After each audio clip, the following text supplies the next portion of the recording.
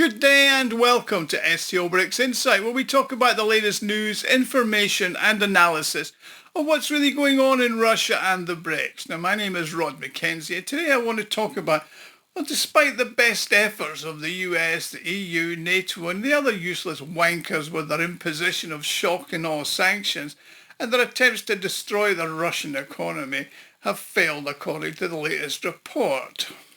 Now, the World Bank has confirmed that Russia continues to rank fourth in global gross domestic product by purchasing power parity rankings. However, analysts are monitoring the situation closely and they've warned that things could potentially change this year.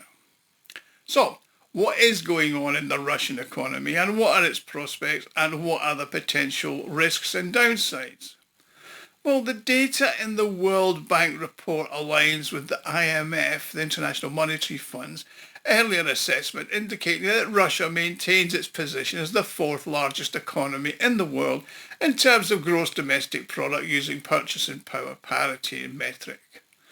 The report also notes that maintaining this position, especially in the context of the unprecedented sanctions pressure, demonstrates the Russian economy's resilience and its capacity to adapt to the external shocks.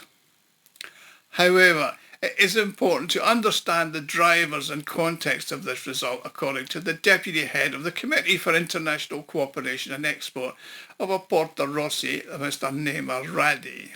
In the report, he said there were three aspects that proved to be of the utmost importance. He points out that the strategic realignment of trade flows to Asia, albeit at a reduced rate compared with trade with Europe, resulted in a significant influx into Russia of foreign currencies. Now, the military-industrial complex, the MIC, has also been a significant driver of economic growth, particularly across in the manufacturing, the metallurgy, chemistry, construction and its related sectors. Plus, state support stimulated the domestic demand, which in turn, thanks to infrastructure projects, preferential mortgage, also spurred the construction sector on. Now, before I continue, I would like to make an appeal. If you enjoy my videos, you can help me fund the channel and contribute to its further development. Now, you can do this by making a small donation, which you can do by clicking on the thanks button on the bottom right-hand side of the screen underneath the three dots, or clicking on the Buy Me a Coffee link below in the credits. Now, everybody who donates does get a personal thank you from me, and I'm thanking you all now. Do keep the comments coming. Love to read them, love to respond to them. And thank you all. You're very, very nice people. Now, Olga Belenkaya, who's head of macroeconomic analysis at FG Finab, attributes the positive GDP dynamics to the significant expansion of household consumption and investment activity. She said this was facilitated by budgetary impulses characterised by increased in military spending and the government financing of import substitution measures. Now, the lending sector also contributed to growth, as did the highest level of growth in salaries for 16 years in what became a booming labour market and very low unemployment. Now, if we consider the types of economic activity, according to estimates based on the Rosstat data, the main positive contributions to the GDP dynamics in 2024, first half 2025, was made by manufacturing, the wholesale and retail trade, financial and insurance activities, public administrations, plus information and communication sectors. Although the agricultural, mining and real estate sectors did obviously help. Consequently, in 2024, GDP by PPP increased by from $6.45 trillion to $6.98 trillion. And that gap with Japan doubled to $514 billion. India is in third position with $16.2 trillion. The USA in second with $29.3, and China's in first place by a significant margin at $38.2 trillion. Germany's in the top 10 with a figure of $6 trillion. Brazil and Indonesia are in joint ninth place with a figure of $4.7 trillion, while France and Great Britain are in joint 10th place with a figure of $4.2 trillion. Now, the forecasts for this year differ. Vasily Gilia, who CEO of GIS Analytics, is of the opinion that Russia will continue to maintain its position as the fourth largest economy in the world in terms of PPP, despite the anticipated slowdown in its growth rates from 4.3 to 1.5 to 3%, which is the baseline scenario. Now, do bear in mind that none of the EU or G7 countries have growth above 1%, so it shows that Russia's still faring better than the West. Plus government investments and orders, substantial federal projects in the fields of construction, transport, extraction of raw materials and processing will continue to move this position forward. In addition, industries with high value added are experiencing active development, including the services and consultant sector, IT, software, plus industrial mining and digital finance.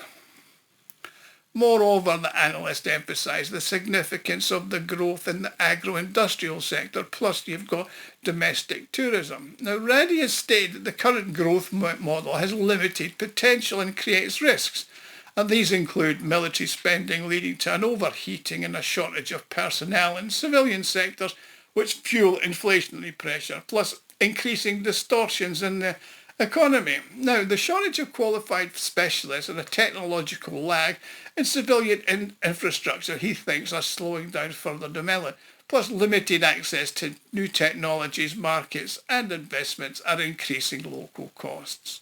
However, investment growth is also being hindered by high inflation and high borrowing costs, plus to an extent a limited reliance on oil and gas prices does persist.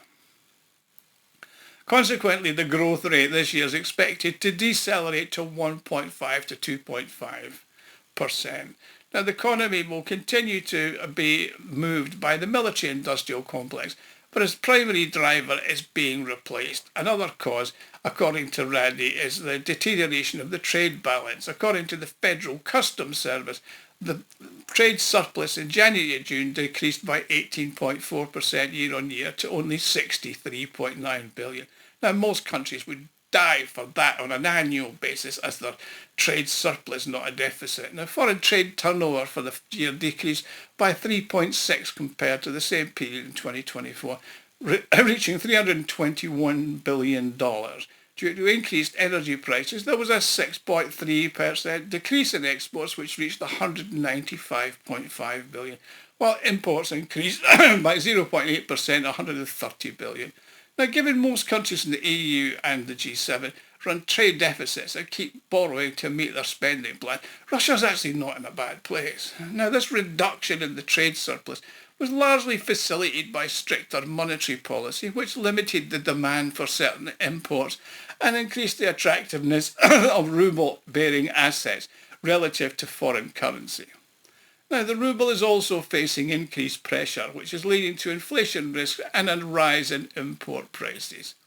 Now, this has resulted in fewer opportunities to purchase certain goods and technologies abroad. Now, the risk of a budget deficit is also there, Radi points out. But to me, Radi's a bit of a serious pessimist who actually sees the glass half empty rather than half full. I mean, what other country could have survived this onslaught of sanctions? Now, he's confident the high position in the rating is a result of the economy's adaptive capacity and the economic situation, particularly the high prices for raw materials in the past, plus military spending. However, they do not consider it to be a fundamental strengthening of the economy. He says in the absence of structural reforms, including the identification of new alternative raw materials, investment in human capital and civilian technologies, plus diversification, Russia's going to be challenged to sustain positive going forward. Well, the Ministry of Economic Development of Russia does have similar concerns. In particular, the head of the ministry, Maxim Reshetnikov, stated in June that Russian economy was not as good as it could be and there was a possibility of a minor recession. But this could be avoided if the authorities did not make any mistakes, including in monetary policy. Now, as it's known, the Bank of Russia has taken a course towards easing. In June, for the first time in 3 years, the key rate was lowered to 20% per annum, from a record 2021 of 21%, and in July it was lowered to 18%. Now, the central bank anticipates a 1 to 2% rise in GDP this year, and the regulator has clarified that a slowdown is inevitable after the rapid growth of the last 3 years. Now, given the 500 billion gap with Japan and the potential for the yen exchange rate to adjust, Russia could return to 5th place by the end of 2025. But that's very unlikely, despite Japan having incomparably more developed and sustainable technological base. Russia's maintaining its position in the current conditions is more of a tactical success than evidence of a strategic strengthening, according to the doom and gloom Radi. Other analysts have stated that the gap between the two is top three though, is so large it's not realistic to expect Russia to catch up with any of those in the foreseeable future. So, despite 3 years of shock and awe, plus all the economic headwinds that Russia has had to face, it remains in pretty good shape compared with those who imposed the sanctions on it, particularly the EU, which is teetering on the grip of bankruptcy. Anyway, thank you for watching. Please like and subscribe. Also share with others who might enjoy the videos. And if you want to make a donation, click on the Buy Me a Coffee link in the credits underneath. Thank you, and I'll see you all again soon. Thank you.